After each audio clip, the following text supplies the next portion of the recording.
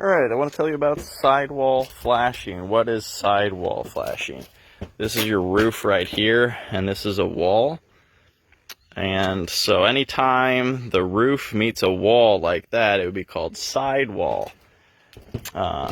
Say you've got a roof like this, where a roof comes up and ends at a wall, that would be called end wall flashing.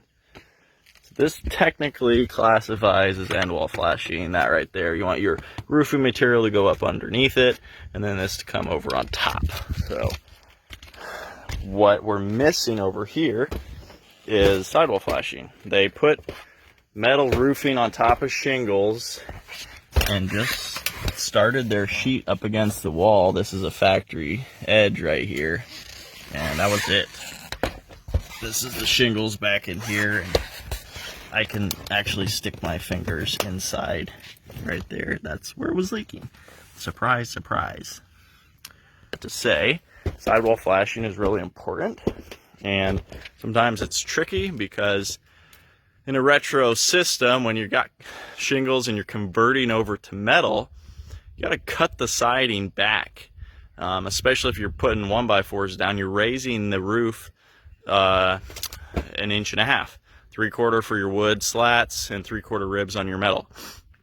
So we'll normally cut the siding at about 2.5 inches to leave an inch gap between the bottom of the flashing and the J channel. So we'll need to put another piece of J channel, slide it up underneath there, and then fasten that in after we put the flashing on. It's a lot of work, and I think that's why it's not done very often. I'll rephrase that. I see a lot of roofs that have metal on them that don't have sidewall flashing installed. So if you're putting metal on, that is something that you really need to make sure is done properly. If the siding's got to be cut back, and you got to put new J channel on it, do it.